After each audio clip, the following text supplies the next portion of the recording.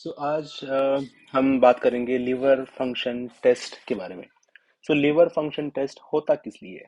Basically liver function test होता है ताकि हम लीवर, जो बॉडी का सबसे बड़ा ऑर्गन है, जो कि 1.5 किलो का है, वो वो अच्छे से फंक्शन कर रहा है या नहीं, ये देखने के लिए हम लीवर फंक्शन टेस्ट करते हैं। तो मोस्ट ऑफ द टाइम इसमें कौन कौन से ब्लड टेस्ट होते हैं? उसमें होता है SGOT, SGPT। इनको जो दूसरे नाम है, SGOT को है AST एंड SGPT को है ALT। बाकी जो पैरामीटर्स होते हैं उसमें ये है कि टोटल प्रोटीन्स कितने हैं और उसमें यूजुअली अल्बुमिन कितना है एंड ग्लोबुलिन कितना है, ये चीजें रहती हैं। इसको छोड़कर लीवर फंक्शन टेस्ट से रिलेटेड जो चीजें हैं वो है कि पेशेंट का INR या फिर प्रोथ्रोम्बिन टाइम कितना है। अभी मोस्ट ऑफ द टाइम तो लीवर फंक्शन टेस्ट में ये चार ही टेस्ट होते हैं: ASGOT, SGPT, ALT, total proteins, albumin. लेकिन हम बहुत कॉमनली INR करते हैं। उसके साथ में अगर लीवर रिलेटेड टेस्ट अगर हमको देखने हैं तो हम कॉमनली अमोनिया भी देखते हैं कि अमोनिया कितना है पेशेंट का। नाउ हम एक एक चीज के बारे में सोचेंगे, समझेंगे कि ये होता क्या है, SGOT, SGPT होता क्या है। अब ये जो लीवर है वो तो बना है असंख्य बहुत सारे छोटे छोटे सेल्स से, जिनका नाम होता है हिपेटोसाइट्स। लीवर अगर किसी चीज से बना है तो वो है छोटे छोटे करोड़ों सेल्स से, जिनको हम कहते हैं हिपेटोसाइट्स, जो कि actually hexagonal type of cells होते हैं। अभी ये जो SGOT एंड SGPT है, ये इन हर एक सेल के अंदर के केमिकल्स हैं। ये हर एक अंदर जो केमिकल्स है, वो इसलिए हम इसको कहते हैं इंट्रासेल्युलर केमिकल्स और इंट्रासेल्युलर मार्कर्स, क्योंकि ये हर एक छोटे छोटे सेल के अंदर होता है। तो क्या होगा जब भी लीवर को कोई भी डैमेज करेगा, चाहे वो बैक्टीरियल इन्फेक्शन हो, वायरल इन्फेक्शन हो, कुछ पॉइजन हो, केमिकल हो, अल्कोहल हो, तो किसी भी कारणवश अगर लीवर को डैमेज होता है, जो कि अल्कोहल हो सकता है, दूसरा वायरस हो सकता है, तो hepatitis A virus, hepatitis E virus, hepatitis B virus, hepatitis D virus, hepatitis C virus, ये सभी वायरल इन्फेक्शंस हो सकते हैं। या फिर हो सकता है कि सेप्सिस हो, मतलब बैक्टीरियल इन्फेक्शन है जो कि बहुत ज्यादा मात्रा में बढ़ गया है और वो हर एक चीज को डैमेज करता है। वो किडनी को डैमेज करेगा, दिल को डैमेज करेगा, मसल्स को डैमेज करेगा, न्यूरॉन्स को डैमेज करेगा, वैसे ही लिवर को भी डैमेज करेगा। तो वो सेप्सिस में होता है। चौथी चीज किसी पॉइजन से हो सकता है या फिर किसी ड्रग से हो सकता है। For example paracetamol. पैरासिटामोल जो है बहुत कॉमनली अगर ज्यादा डोज में, या फिर किसी ने सुसाइड करने के लिए अगर पैरासिटामोल बहुत सारा खा लिया, तो उससे भी लिवर डायरेक्टली डैमेज होता है। नॉर्मली हम कहते हैं कि 4 ग्राम तक पैरासिटामोल पर डे सेफ है। जिनको किसी को भी लिवर की बीमारी है, तो 4 ग्राम से ज्यादा अगर वो लेते हैं तो वो लिवर डैमेज हो सकता है। अदरवाइज किसी हेल्दी पर्सन के लिए, जिनका लिवर अच्छा है, नॉर्मल है, उनको 8 ग्राम से अगर ज्यादा पैरासिटामोल किसी वक्त अगर वो खा लेते हैं पर डे पॉइजनिंग के लिए या फिर सुसाइडल रीजन की वजह से, तो उससे लिवर काफी हद तक डैमेज हो सकता है या फिर एक्यूट लिवर फेल्यूर, मतलब लीवर का फंक्शन काफी हद तक चला जा सकता है। तो अल्कोहल है, ये वायरल इन्फेक्शंस हैं, सेप्सिस है, ये ड्रग्स हैं। तो ड्रग्स में कोई भी, कितने सारे ड्रग्स हैं, जैसे डाइक्लोफेनाक है या ब्रुफेन है, या फिर कोई एंटीबायोटिक्स भी हैं जो कि बहुत कॉमनली हम ये अगर यूज करते हैं तो उससे भी बहुत कॉमनली लिवर को क्षति हो सकती है, लिवर को डैमेज हो सकता है। पांचवी चीज जो बहुत कॉमनली दिखता है वो है कंजेस्टिव हेपेटोमेगली, कंजेस्टिव हेपेटाइटिस। इसका मायना क्या है? अभी देखिए, लिवर जो है, लिवर से जो भी वेन्स, जो लिवर को जो भी ब्लड फ्लो आता है, वो आता है पोर्टल वेन से। अब ये पोर्टल वेन जो है वो बनता है स्प्लेनिक वेन, इधर superior mesenteric when, inferior mesenteric when, ये भी सब आते हैं और बनाते हैं पोर्टल वेन। जो पोर्टल वेन, जो लिवर को अगर 100% खून मिल रहा है तो उसमें 20% ब्लड जो है वो हेपेटिक आर्टरी से मिलता है, और जो 80% ब्लड जो मिलता है लिवर को वो पोर्टल वेन के थ्रू मिलता है। और ये जो भी लिवर के अंदर उसका मेटाबॉलिज्म होगा, उसके बाद में जो भी केमिकल्स तैयार हो रहे हैं या फिर जो भी खून लिवर से ब्लड की ओर जाना है वो जाएगा हेपेटिक वेन से। तो ये हेपेटिक वेन्स जो है ये बेसिकली ड्रेन करते हैं हार्ट में। ये ड्रेन करते हैं right side of the heart, मतलब राइट एट्रियम में।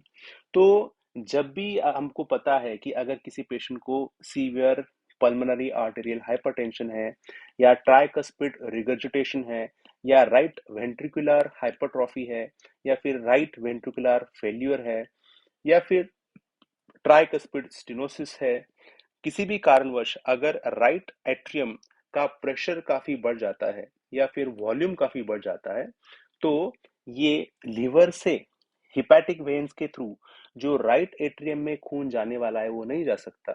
इसलिए जो भी खून जाने वाला था जो जा नहीं रहा है, पूरा कंजेस्ट होके लिवर में ही जम जाता है, और इसके कारण डायरेक्टली लिवर को डैमेज होता है, जिसको हम कहते हैं कंजेस्टिव हेपेटाइटिस। कंजेशन मतलब वो खून आगे नहीं जा रहा है, पूरा पार्किंग जाम होके रखा है लीवर में, जिसके कारण लीवर को क्षति पहुंच रही है। तो ये बहुत आवश्यक है। इसलिए जब भी लीवर को डायरेक्ट डैमेज हो रहा है, जैसे हमको पता है कि लीवर को हम कहते हैं हेपेटिक या फिर हेपैट, और हमको पता है आइटिस का मतलब इन्फ्लेमेशन, मतलब डैमेज, मतलब इरिटेशन। सो हम कहते हैं कि जब भी लिवर को डायरेक्टली डैमेज हो रहा है वी कॉल इट एज हेपेट मतलब लिवर, एंड आइटिस मतलब इन्फ्लेमेशन। तो लिवर तो पूरा बना है लिवर के सेल से, जो कि उनके हेक्सागोनल जो सेल्स रहते हैं, जिनको हम हेपेटोसाइट्स कहते हैं। साइट्स मतलब सेल, और हेपैट मतलब लिवर। तो जब भी डायरेक्टली डैमेज होगा, ये हेपेटोसाइट टूटेगा फूटेगा, तो इसके अंदर के केमिकल जो है, जो मेनली है ALT एंड AST, मतलब SGPT एंड SGOT, ये खून के अंदर बढ़ जाते हैं। अभी नॉर्मली ये SGOT एंड SGPT 40 यूनिट्स से कम होते हैं, दोनों भी 40 यूनिट से कम होते हैं। तो हेपेटाइटिस कहने के लिए हमको ये चाहिए कि ये जो है कम से कम 3 गुना बढ़ जाए, मतलब वो 120 से अगर ऊपर होते हैं तो हम उसको कहते हैं हेपेटाइटिस। तो SGOT एंड SGPT अगर 120 के ऊपर होते हैं तो हम उसको लेबल कर सकते हैं कि पेशेंट को हेपेटाइटिस है। अभी मोस्ट ऑफ द टाइम हम जो देखते हैं, हेपेटाइटिस मोस्टली वायरल इन्फेक्शन के कारण होता है। तो उसमें 2 प्रकार के वायरल इन्फेक्शन आते हैं, एक जो वाटर बॉर्न है, जैसे है hepatitis A virus and hepatitis E virus, और जो दूसरे जो कि ब्लड बॉर्न है, ये जो है ये वाटर बॉर्न है। वाटर बॉर्न मतलब जो भी खराब पानी से या फिर खराब खाने से होता है, तो खाने में तो पानी ही यूज होगा।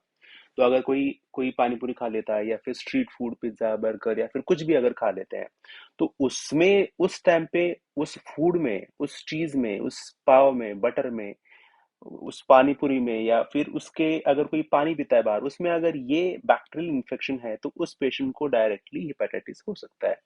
सेम वे अगर ब्लड से देखा जाए तो hepatitis B virus and hepatitis C virus, ये दोनों इन्फेक्शन ब्लड थ्रू फैलते हैं।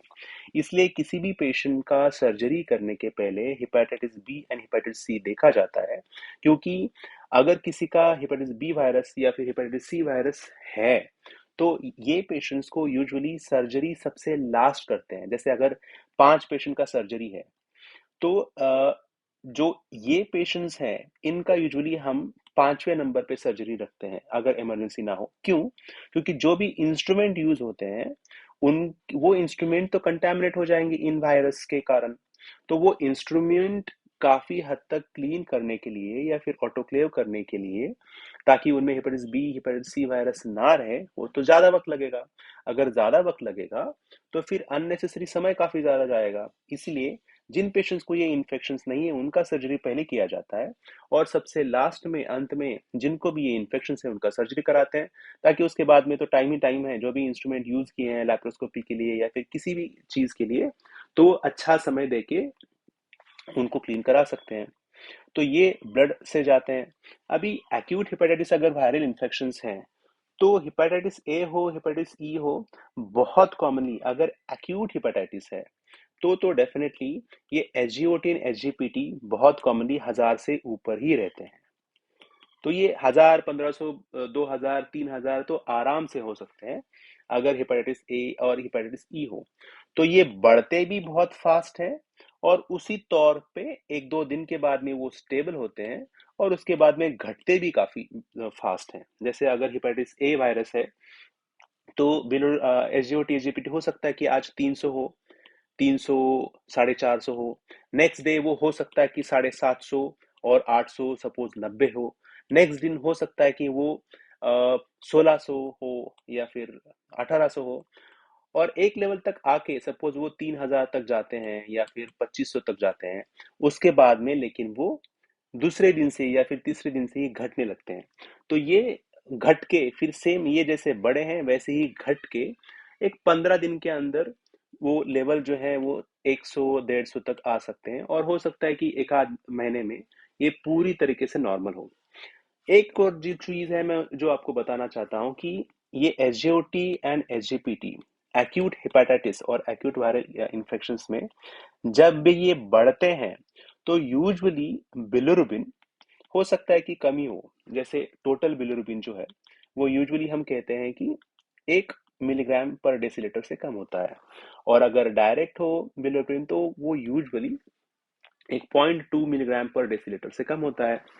तो जब ये बढ़ता है, तो ये जब बढ़ता है या फिर हाईएस्ट लेवल पे जाते हैं, तब ये बिलिरुबिन धीरे धीरे बढ़ने लगता है। ये एक चीज है।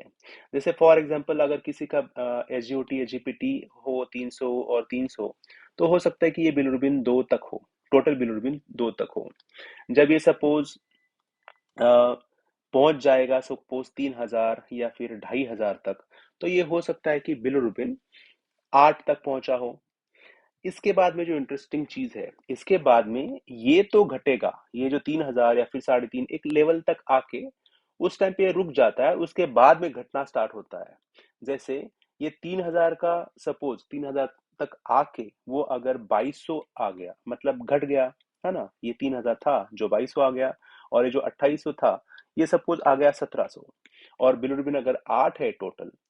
इस बार लेकिन बिलिरुबिन नहीं घटता है डायरेक्टली, इसके बाद में भी बिलिरुबिन बढ़ेगा। वो हो सकता है कि 10 हो, 12 हो। तो ये एक चीज बहुत कॉमनली देखी जाती है कि एसजीओटी एंड एसजीपीटी ये पहले बढ़ते हैं, उसके बाद में ये स्टेबल होते हैं। स्टेबल मतलब वो बहुत ज्यादा नहीं बढ़ते हैं। जैसे अगर 3000 तक आया है, तो 3000 का सपोज 2800, 2700 तक आ गया, मतलब नहीं बढ़ा। उस टाइम पे भी बिलिरुबिन बढ़ता ही बढ़ता है।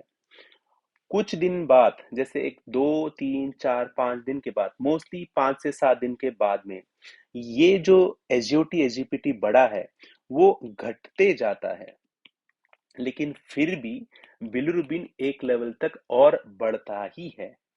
और ये जब काफी हद तक जैसे स्टेबल हुआ है, उसके 5 से 7 दिन तक ये घटा है। ये हो सकता है कि जैसे 3000 तक आया हो, ये अगर 200 या फिर 300 या फिर 400 तक आया हो, उसके बाद में ये अगर सपोज 6 का, ये यहाँ पे अगर 6 होता है, या अगर 10 होता है, यहाँ पे 15 होता है, उसके बाद में ये फिर घटने लगता है। तो ये एक बहुत ट्रेंड कॉमनली देखा जाता है कि एसजीओटी एसजीपीटी पहले बढ़ते हैं, उसके साथ में बिलिरुबिन धीरे धीरे बढ़ता है। एक लेवल तक आके एसजीओटी एसजीपीटी काफी बड़ा होता है, उस टाइम पे बिलिरुबिन भी बड़ा हुआ होता है। फिर एसजीओटी एसजीपीटी स्टेबल रहते हैं, मतलब नहीं बढ़ते हैं एक दो दिन के लिए, उस टाइम पे भी ये बिलिरुबिन बढ़ता है। और उसके बाद में एसजीओटी एसजीपीटी घटने लगते हैं, उस टाइम पे भी बिलिरुबिन बढ़ता है। और एक 5 से 7 दिन के अंदर जब ये घटना और घटने लगता है, या फिर एसजीओटी एसजीपीटी काफी हद तक कम होने लगते हैं, उसके बाद में बिलिरुबिन घटने लगता है। ये एक बहुत कॉमन ट्रेंड है जो हमको पता होना चाहिए। तो कुछ चीजें हैं जिसका डेफिनेशन अगर हम कहना चाहते हैं, कुछ चीजें मैं जो बताऊंगा अभी, इक्टरस एंड जॉन्डिस। अभी ये बहुत कॉमनली कंफ्यूज होते हैं बहुत सारे लोग। इक्टरस मतलब जब सिर्फ आंखें या फिर कंजेक्टिवा पीला होता है। तो अभी हमको पता है नॉर्मल जो बिलिरुबिन है, टोटल बिलिरुबिन, वो अगर 1 से कम होता है तो इक्टरस मतलब जब हमारे सिर्फ आंखें पीली दिखती हैं, तो कंजक्टिवा पीला होता है तो हम उसको इक्ट्रस कहते हैं। और इक्ट्रस कहने के लिए बिलिरुबिन हमेशा 2.5 से नीचे ही होता है या फिर 2.5 तक होता है। तो अगर सिर्फ 2.5 हो तो हम उसको इक्ट्रस कहेंगे।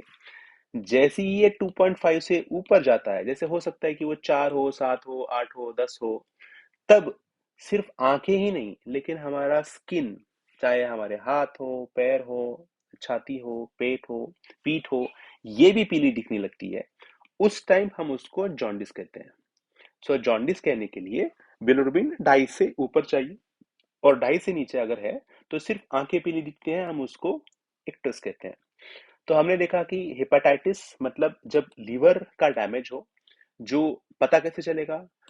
अगर ALT AST more than 3 times है नॉर्मल, मतलब 120 के अगर ऊपर है।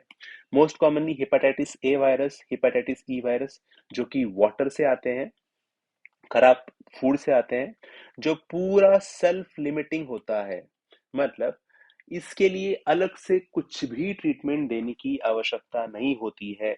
90% केसेस में वो खुद ब खुद कुछ दिन के अंदर ठीक होते हैं, चाहे आप उसको कुछ ट्रीटमेंट दें या ना दें। तो उसमें एसजीओटी एजीपीटी बहुत कॉमनली 3-4 हज़ार तक आराम से जा सकते हैं। और उसके बाद में बिलिरुबिन भी 10, 12, 15, 20 तक आराम से जा सकता है।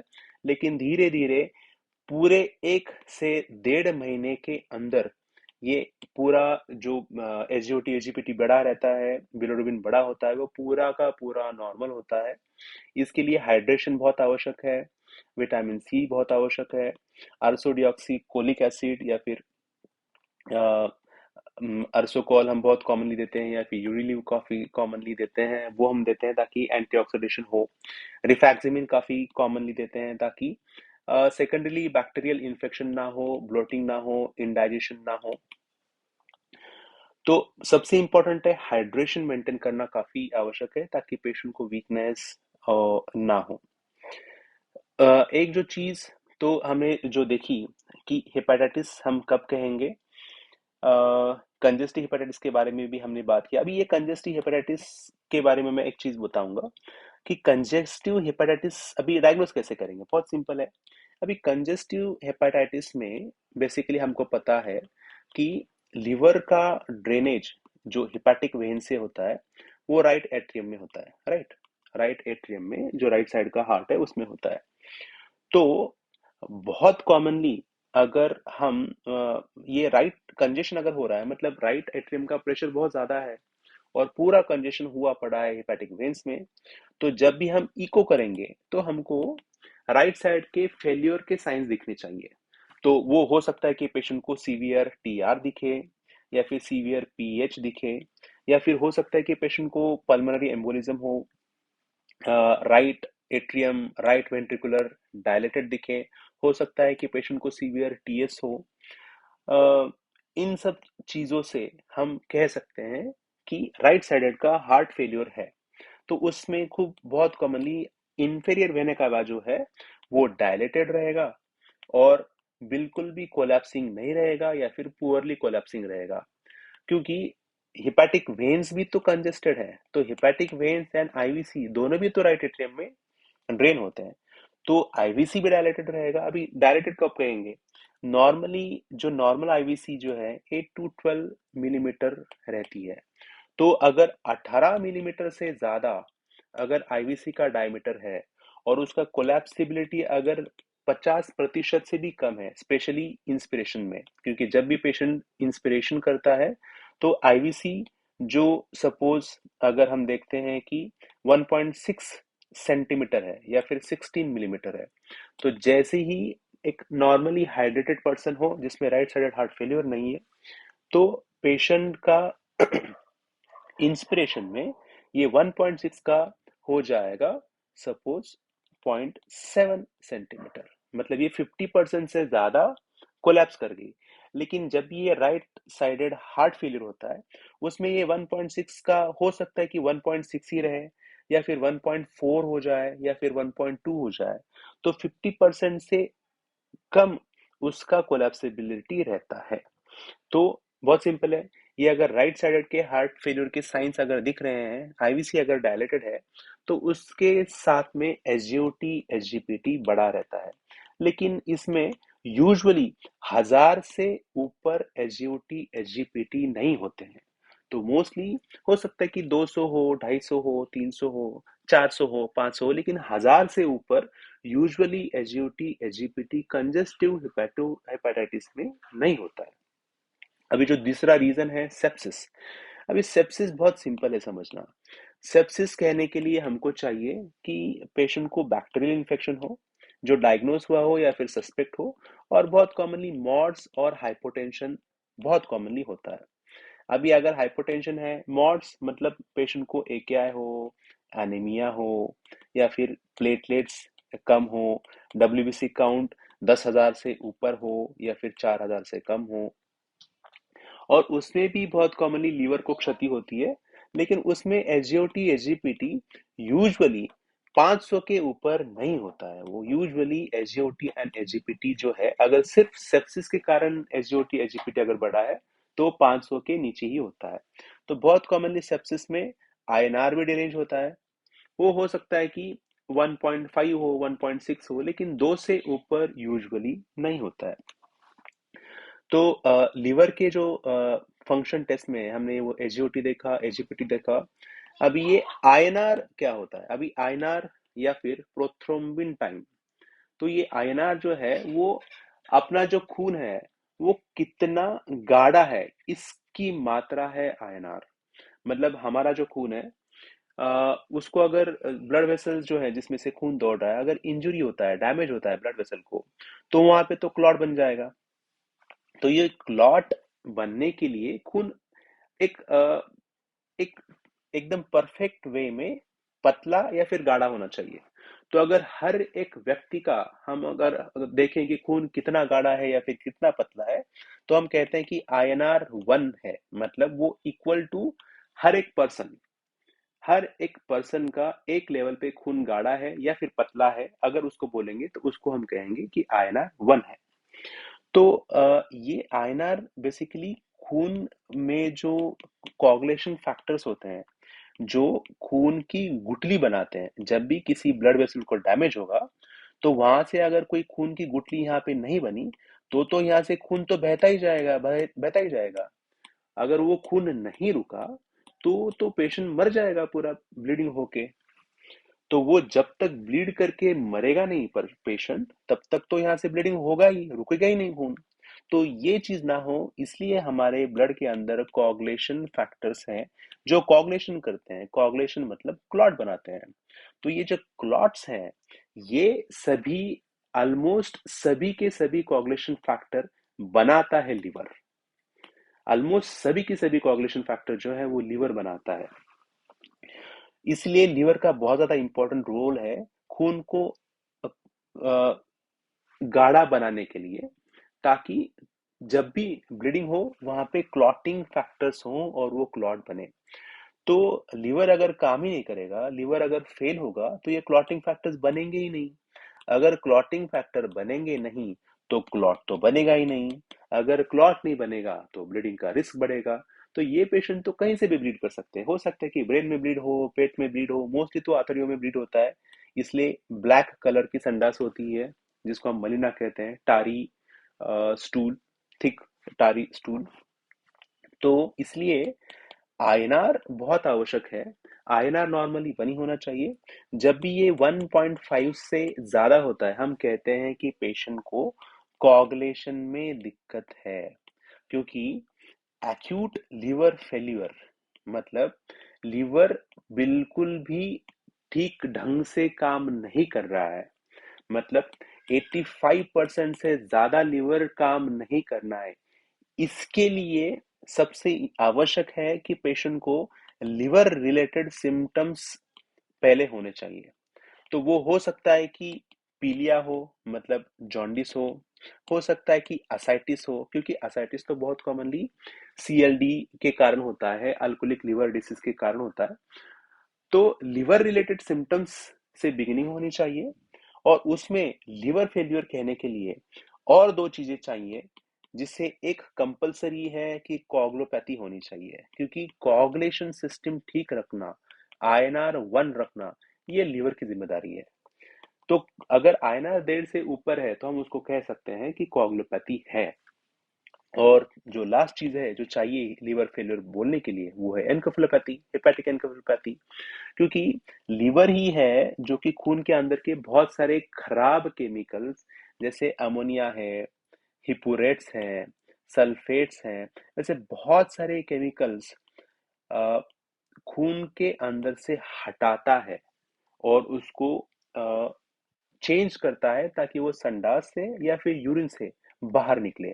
तो अगर लिवर ही काम नहीं करेगा तो ये सभी केमिकल तो खून में जमेंगे। ये अगर सभी खून में जमेंगे तो ये पूरा जाएंगे ब्रेन में, और ब्रेन में जाने के बाद ये ब्रेन के जो हमारे सेल्स हैं, जो न्यूरॉन्स हैं, उनको तो काम करने ही नहीं देंगे। अगर काम नहीं करेंगे तो क्या होगा? बस पेशेंट एक तो सोते रहेंगे, कोमाटोज रहेंगे, ड्राउजी रहेंगे, या फिर रात में नहीं सोएंगे, दिन भर सोएंगे। इसको हम कहते हैं कि alter sleep wave cycle, sleep awake cycle, जो कि सबसे बहुत कॉमनली अर्लीस्ट देखा जाता है। तो रात में नहीं सोएंगे, दिन में सोएंगे, या फिर हो सकता है कि वो बहुत कॉमनली इरिटेबल रहते हैं, हॉलुसिनेशंस होते हैं, चिल्लाते हैं, कुछ भी करते हैं, नॉर्मल पर्सन की तरह बिहेव नहीं करते हैं, इरिटेबल हो जाते हैं, रेस्टलेस हो जाते हैं। ये बहुत कॉमनली देखा जाता है, या फिर कन्वर्जेंस भी आ सकते हैं। तो लिवर फेल्यूर कहने के लिए ये सब सिम्टम्स पहले होने चाहिए, जैसे जॉन्डिस हो, असाइटिस हो, या फिर पोर्टल हाइपरटेंशन के फीचर्स हो, जैसे किसी को वेराइसिस है, यूसोफेजियल वेराइसिस है। तो इसको उसके साथ में कोगुलोपैथी प्लस एनकेफेलोपैथी जब भी होता है, हम उसको एक्यूट लिवर फेल्यूर कहते हैं। तो और एक चीज जो मैं इस वीडियो में बोलूंगा जाते जाते, एक ही अल्बुमिन। अभी अल्बुमिन मोस्टली 3.5 ग्राम% से ज्यादा ही होना चाहिए खून के अंदर टोटल प्रोटीन्स के तुलना में। अल्बुमिन बनने के लिए काफी, अल्बुमिन का हाफ लाइफ जो है वो 7 दिन है। मतलब अल्बुमिन बनने के लिए, या फिर एक बार अल्बुमिन बनने के बाद में उसको नष्ट होने के लिए ऑलमोस्ट 1 से 1.5 महीना लगता है। तो अल्बुमिन बहुत कॉमनली इमीडिएटली कम नहीं होता है कभी भी। तो अल्बुमिन को बनाना ये बेसिकली लीवर का काम है। और बहुत कॉमनली अगर किसी किडनी के डिसीज के कारण, किडनी के कोई सीकेडी वगैरह है, या फिर जिसमें प्रोटीन लॉस होता है, अगर वो प्रोटीन लॉस नहीं है, तो लिवर अगर डैमेज है तो अल्बुमिन नहीं बनाएगा, तभी जाके अल्बुमिन घटेगा। और अल्बुमिन के तो बहुत सारे काम हैं। अल्बुमिन की वजह से हमारा ब्लड प्रेशर अच्छा रहता है। अल्बुमिन बहुत सारे चीजों को, बहुत सारे ड्रग्स को कैरी करने के लिए बहुत बहुत ज्यादा आवश्यक है। एल्ब्यूमिन का हीलिंग में रोल है। एल्ब्यूमिन का बेसिकली जैसे पिडल एडिमा है, असाइटिस है, ये बहुत कॉमनली होता है अगर एल्ब्यूमिन कम है, क्योंकि एल्ब्यूमिन जो है खून के अंदर का सबसे लार्जेस्ट रहने वाला प्रोटीन है, जिसका साइज सबसे छोटा है। तो सबसे छोटा और खून के अंदर सबसे ज्यादा रहने वाला जो प्रोटीन है वो अल्बुमिन है। और इसी अल्बुमिन के कारण पानी जो है वो ब्लड वेसल में रहता है। सो अल्बुमिन अगर खून के अंदर रहेगा तो उसके साथ में पानी भी रहेगा। अगर अल्बुमिन यहाँ पे कम हो जाएगा खून के ब्लड वेसल के अंदर, तो ये पानी सिप आउट होके बाहर जाता है। इसलिए क्या होगा? अगर सिप आउट होके बाहर जाएगा तो ब्लड प्रेशर कम होगा, क्योंकि ब्लड प्रेशर तो बना ब्लड से है, और ब्लड का ऑलमोस्ट 50% तो पानी ही है। तो पानी ही अगर नहीं है तो ब्लड प्रेशर कहाँ का रहेगा? रहेगा ही नहीं। इसलिए बहुत आवश्यक है कि खून के अंदर एल्ब्यूमिन होना ही चाहिए, और वो 3.5 ग्राम से ज्यादा होना चाहिए। तो ये अगर एल्ब्यूमिन कम रहेगा तो पानी पूरा सिप आउट होके जो एक्स्ट्रा सेल्युलर फ्लूइड है, एक्स्ट्रा एक्स्ट्रा वास्कुलर फ्लूइड है, जैसे स्किन है, उसमें जमा हो जाता है। तो बहुत कॉमनली पेशेंट को पेडल एडिमा होता है। बहुत कॉमनली पेशेंट को असाइटिस होता है, बहुत कॉमनली पेशेंट को एनासार्का होता है, बहुत कॉमनली पेशेंट के हाथों में सूजन, पैरों में सूजन, और उसको जब हम हमारे थंब से दबाते हैं तो वो पिटिंग टाइप ऑफ नेचर होता है, एक गड्ढा पड़ जाता है। तो पिटिंग, बायलैटरल पेडियल एडिमा, असाइटिस, एनासार का ये बहुत कॉमन फीचर है एल्ब्यूमिन का। तो एल्ब्यूमिन अगर 3.5 ग्राम से ऊपर है तो हम कहते हैं कि सीएलडी होने के चांसेस नहीं है, क्योंकि अगर हेपेटाइटिस में हम कहते हैं यूजुअली कुछ दिन का प्रॉब्लम है। सीएलडी जैसे ही हम लेबल करते हैं, मतलब क्रोनिक लिवर डिसीज, जैसे ही हम क्रोनिक कहते हैं, कम से कम 3 महीने से ज्यादा डैमेज होना चाहिए, तब जाके हम उसको क्रोनिक लिवर डिसीज कहते हैं। तो क्रोनिक लिवर डिसीज रहेगा तो ऑटोमेटिकली, जैसे मैंने कहा कि एल्ब्यूमिन का हाफ लाइफ है 7 दिन, और एल्ब्यूमिन को बनाता है लिवर। तो अगर किडनी से लीकेज नहीं हो रहा है एल्ब्यूमिन का, तो आज बनाया हुआ एल्ब्यूमिन आज अगर 4 ग्राम है, तो कम से कम 1.5 महीने तक तो बिलर एल्ब्यूमिन 4 ग्राम से ऊपर ही रहना चाहिए। तो अगर हमको दिख रहा है कि एल्ब्यूमिन 2 ग्राम ही है, और अगर किडनी से लीकेज नहीं है, जैसे हम यूरिन जब हम चेक करते हैं तो यूरिन में हमको दिख जाता है कि यूरिन में प्रोटीन्स आ रहे हैं क्या, यूरिन का प्रोटीन लॉस हो रहा है क्या। अगर यूरिन में प्रोटीन्स ही नहीं है, ट्रेस है या फिर नहीं है, मतलब यूरिन में तो किडनी एल्ब्यूमिन जा ही नहीं रहा है, मतलब किडनी तो अच्छा काम कर रहा है, मतलब लिवर ही तैयार नहीं कर रहा है, या फिर खाने में है ही नहीं एल्ब्यूमिन, जो कि बहुत अनकॉमन होता है। तो अगर एल्ब्यूमिन हमको दिखता है कि 3.5 ग्राम से ज्यादा है, इसका मतलब है कि उसको उस पेशेंट को लिवर का डैमेज है, जिसको शायद से 3 महीने से ज्यादा से ये प्रॉब्लम है। तो उसको अंडरलाइंग सीएलडी होने की संभावना काफी ज्यादा है, जो हमको बहुत आराम से उसकी हिस्ट्री से पता चल सकता है, क्योंकि most of the time patient को अल्कोहलिज्म होता है, most of the time patient को हेपेटाइटिस बी वायरल इन्फेक्शन होता है, हेपेटाइटिस सी इन्फेक्शन होता है, या फिर अल्ट्रासोनोग्राफी पे सीएलडी तो बहुत आराम से पहचान सकते हैं, क्योंकि सीएलडी अगर है तो अल्ट्रासोनोग्राफी पे या फिर सिटी स्कैन पे अल्टर्ड इकोटेक्सचर दिखता है। तो अल्टर्ड इकोटेक्सचर सीएलडी का फीचर है। दूसरा जो है, अगर स्मॉल श्रंकन लिवर, मतलब जैसे मैंने कहा कि लिवर का साइज 1.5 किलोग्राम होना चाहिए, बॉडी का सबसे बड़ा ऑर्गन है वो, तो वो अगर छोटा दिख रहा है, श्रंकन दिख रहा है, तो हम कह लेते कि बहुत दिन हो गए उसको, तो ये सीएलडी का एकदम टिपिकल फीचर है। तीसरा फीचर, अभी लिवर का मार्जिन तो स्मूथ है ना, लेकिन उसमें अगर इरेगुलरिटीज हैं, उसमें अगर हम नोड्यूल्स दिख रहे हैं, तो अगर नोडुलार लिवर मार्जिन हैं, तो हम उसको कहते हैं कि वो तो सीएलडी है। तो नोडुल में माइक्रो नोडुल्स हो सकते हैं या फिर मैक्रो नोडुल्स हो सकते हैं, लेकिन हम उसको कहते हैं कि ये तो सीएलडी है। चौथी चीज, पोर्टल वेन। जैसे सीएलडी अगर लिवर के अंदर से तो पोर्टल वेन जाती है, तो पोर्टल वेन का साइज कभी भी 1.1 सेंटीमीटर से कम ही होना चाहिए। तो जैसे ही सीएलडी होता है, लिवर श्रंक हो जाता है, तो उस टाइम पे ऑटोमेटिकली ये पूरा श्रंक होने के कारण इस पे तो काफी लोड आएगा, क्योंकि ये ब्लड तो यहीं से तो अंदर जा रहा है, यहीं से तो लिवर में जा रहा है। ये अगर पूरा सिकुड़ गया तो ब्लड तो अंदर जाएगा ही नहीं, तो उसमें ऑटोमेटिकली प्रेशर पड़ेगा पोर्टल वेन पे। तो पोर्टल वेन तो 1 सेंटीमीटर से बड़ी हो जाती है। तो 1 से 1.2 सेंटीमीटर अगर पोर्टल वेन है, तो हम उसके उसको कहते हैं क्लिनिकली सिग्निफिकेंट पोर्टल हाइपरटेंशन।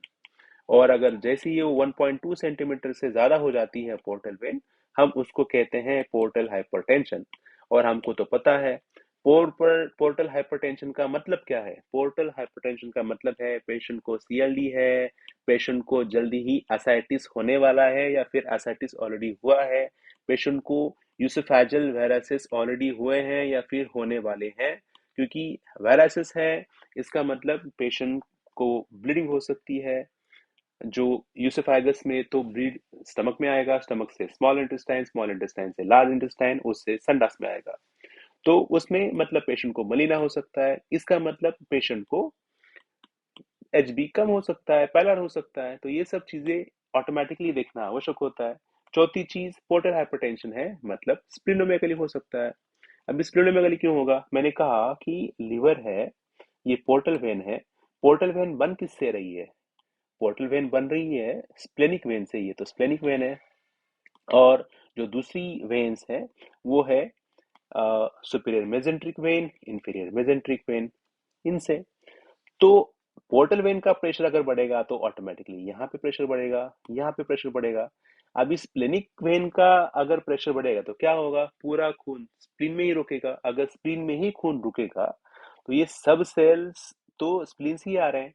तो ये अभी स्प्लीन से खून कौन सा घूम रहा है, जिसमें डब्ल्यूबीसी है, प्लेटलेट्स हैं और आरबीसी हैं।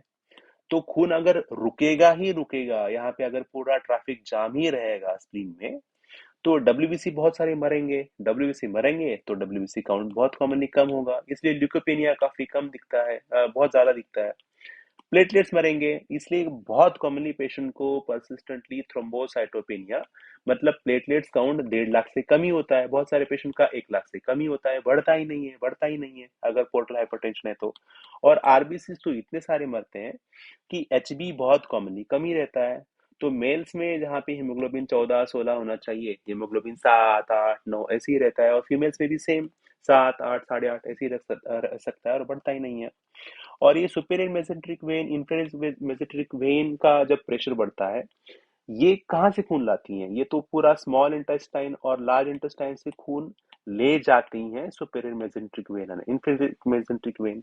तो इसमें अगर इतना कंजेशन है तो पेशेंट को तो भूख लगती ही नहीं है, एपेटाइट बहुत ही कम रहता है, भूख नहीं रहती है, गैसेस होते हैं, इंडाइजेशन रहता है, ब्लोटिंग रहता है, एसिडिटी रहता है, कॉन्स्टिपेशन रहता है। तो ये सभी सिम्टम्स होते हैं क्योंकि ये तो पूरे आंतड़ियों का ब्लड फ्लो लेके जाती हैं superior mesenteric when and inferior mesenteric when. तो इन पे तो काफी ज्यादा प्रेशर पड़ा है, तो ये काम कैसे करेंगी, काम ही नहीं करेंगी। ये तो यहाँ पे तो पूरा ट्रैफिक जाम ही बना हुआ है। तो superior mesenteric when, inferior mesenteric when से पोर्टल वेन में आराम से अगर खून जाएगा तो कुछ कंजेशन नहीं होगा, तो आंतड़ियां अच्छे से काम कर पाएंगी। आंतड़ियां अच्छे से काम कर पाएंगी तभी तो वहां के जो भी केमिकल्स हैं, ग्लूकोज है, प्रोटीन्स है, तब जाके आगे जा पाएंगे। यहाँ पे आगे ही नहीं बढ़ पा रहे हैं क्योंकि यहाँ पे पूरा हाइपरटेंशन है, पूरा ट्रैफिक जाम हुआ है, क्योंकि कंजेशन है, क्योंकि पोर्टल वेन से आगे खून जा ही नहीं रहा है। क्यों नहीं जा रहा है, क्योंकि जो लीवर पेरी इतना सारा था, इतना बड़ा जो रास्ता इतना बड़ा था, अभी लीवर तो पूरा छोटा हुआ पड़ा है। तो कहाँ से जाएगा, जगह ही नहीं है। तो ये पूरा पोर्टल हाइपरटेंशन है, पूरा पोर्टल कंजेशन है। तो आज के लिए बस इतना ही, और नेक्स्ट में हम और बहुत सारी इंटरेस्टिंग चीजें बात करेंगे। Just continue watching clinical wisdom by doctor Prashant Poddar, and thanks for watching.